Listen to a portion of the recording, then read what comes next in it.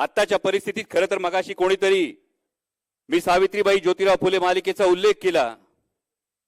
14 जूनला मालिका बंद होती। 14 जून शेवटचा एपिसोड, मालिका बंद होतीये।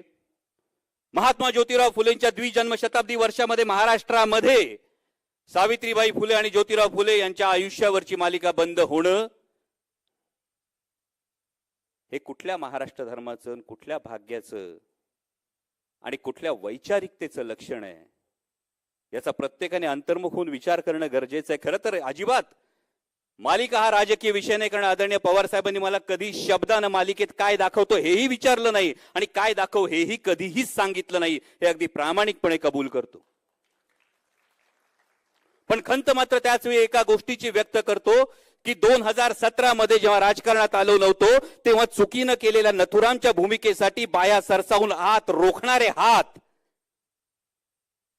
ज्योतिराव फुलेंची भूमिका करतो म्हणून शाबासकी द्यायला मात्र पुढे येताना दिसले नाहीत, याची खंत मात्र मनात ही कायम राहील। पण त्याच वेळी ही गोष्ट तुम्हाला ठामपणे सांगतो, मी सुरुवातीलाच म्हणालो महाराष्ट्र धर्म हा लढायचं सांगतो, रडायचं नाही।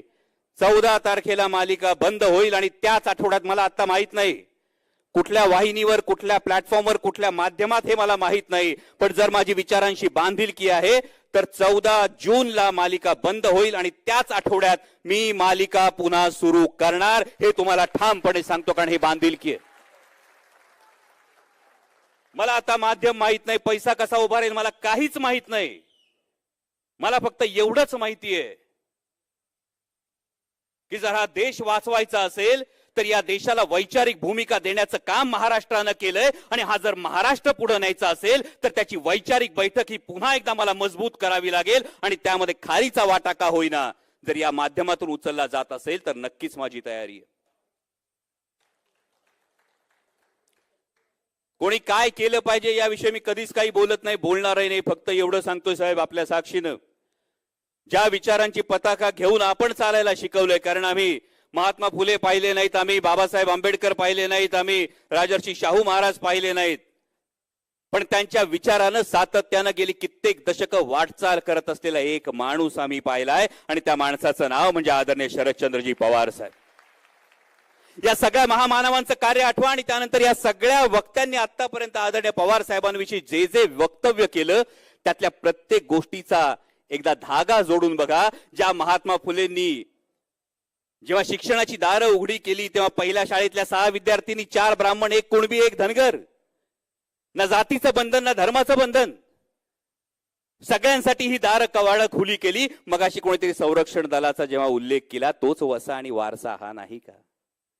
ज्या भारतरत्न डॉक्टर बाबासाहेब आंबेडकरांनी एक व्यक्ती, एक मत, एक मूल्य हा सिद्धांत देऊन संविधान दिलं, त्या भारतरत्न डॉक्टर बाबासाहेब आंबेडकरांच्या नावानं मराठा विद्यापीठाचा नामविस्तार करणं हा त्या विचारांचा वसा आणि वारसा नाही का? आणि म्हणून 21 तारखेपासून साहेब पुन्हा महाराष्ट्रभर फिरतोय। जेव्हा अडचणीत येतात, जेव्हा संभ्रम होतो, तेव्हा कुणी विपश्यना करतं, कुणी ध्यानधारणा करतं, कुणी रिट्रीटला जातं। एक ठरवलंय, 21 तारखेपासून पुन्हा महाराष्ट्रभर फिरतोय आत्मशोधासाठी।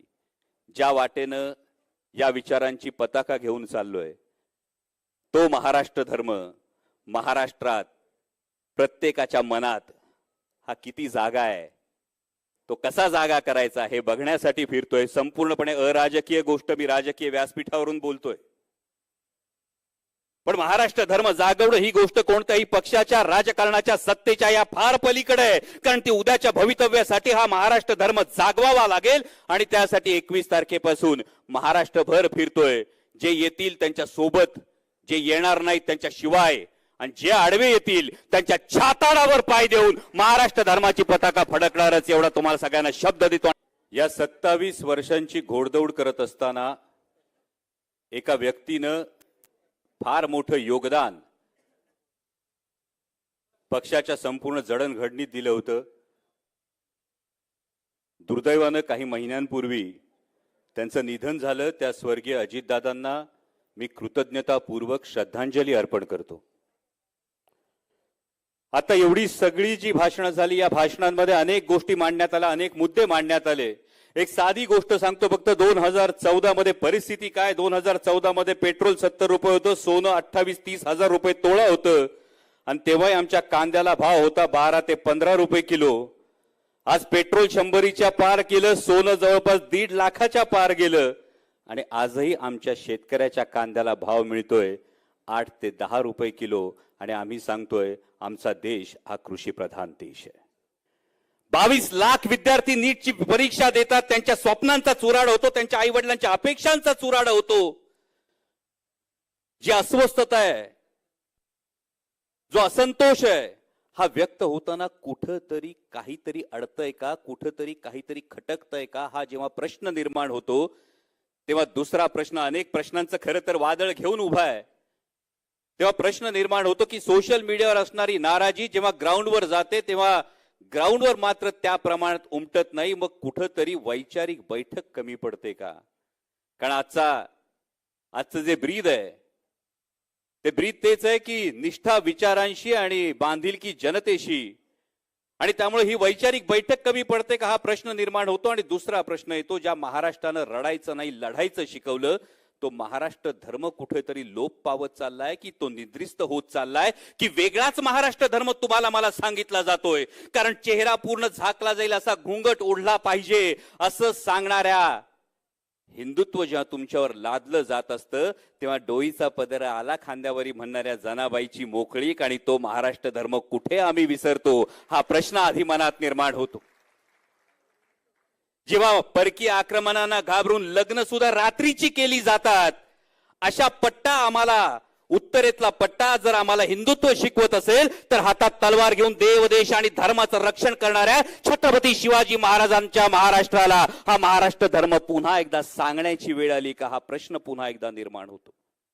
आज जेन झी विषयी सगळे बोलतात. जेन झी कडून सगळ्यांच्या अपेक्षा आहेत तरुणाईकडून सगळ्यांच्या अपेक्षा आहेत पण महत्वाचा मुद्दा हा आहे की या तरुणाईचा वैचारिक पिंड तसा पोचला गेलाय का? या तरुणाईची ती वैचारिक बैठक तशा पद्धतीने तयार केली गेली आहे का? आणि जर ही तयार झाली नसेल जर ती अर्धी कच्ची मुशी असेल तर तिला घडवण्याची त्यांना संस्कार देण्याची जबाबदारी ही कुणाची आहे? हा महाराष्ट्र धर्म जागवण्याची जबाबदारी कोणाची आहे? एवढंच फक्त चिंतन करणं